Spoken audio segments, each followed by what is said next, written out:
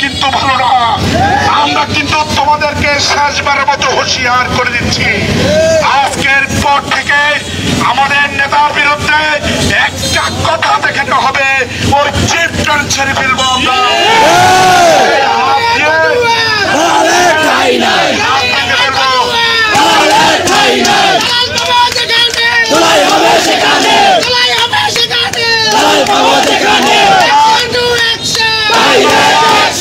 কথা বলি, আমাদের প্রিয় নেতা সারুল হক মিলন মাদকের বিরুদ্ধে জিরো টলারেন্স ঘোষণা করেছে, চাঁদাবাজের বিরুদ্ধে জিরো টলারেন্স ঘোষণা করেছে, ওই দখলদারির বিরুদ্ধে জিরো টলারেন্স ঘোষণা করেছে। এই জন্য সারা কচুয়ার মানুষ আমাদের চেয়ে বেশি ভালোবাসে আমার নেতা মিলনকে। সাধারণ মানুষের দায়িত্ব, সাধারণ মানুষের দায়িত্ব আমাদেরকে নিতে হবে বন্ধুরা আমার। আল্লাহ হাফেজ, বাংলাদেশ জিন্দাবাদ।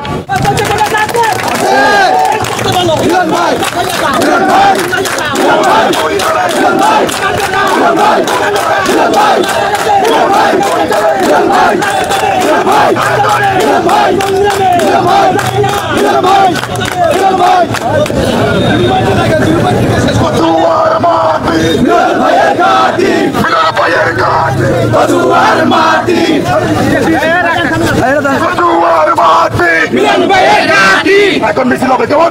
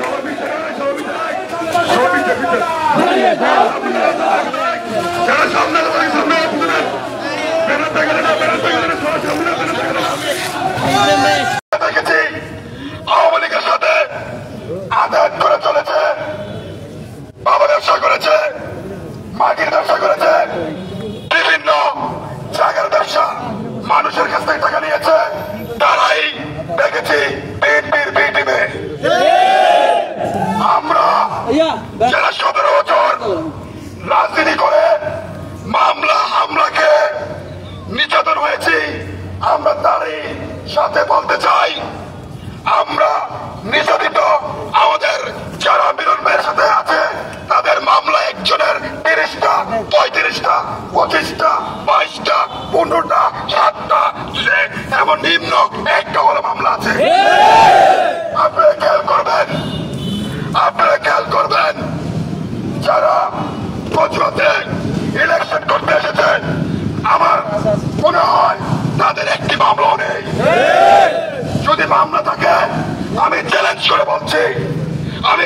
করে বলছি মিলন সাহেবের মামলা 37টা, মিলন সাহেবের মামলা 37টা, কিন্তু আমাদের অপোজিট পাশের তাদের কোনো মামলা নেই। তারা কখনো জেল করে না, জেলের বারান্দা বুঝে না।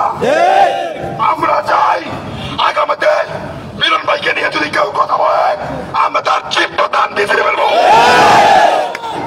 আমরা আগামীতে কচুয়াতে এমপি হিসাবে ডক্টর মিলন ভাইকে এমপি হিসাবে দেখতে চাই এবং তাকে মন্ত্রী হিসাবে দেখতে চাই।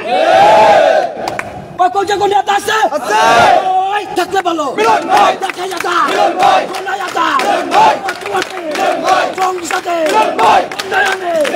আমার নেতা তোমার নেতা ছাত্র দলে যুব দলে জুয়েল ভাইয়ে তাজুল ভাইয়ে হাতের তালি ডান হবে এমন নেতা সারা বাংলা আর হবে না।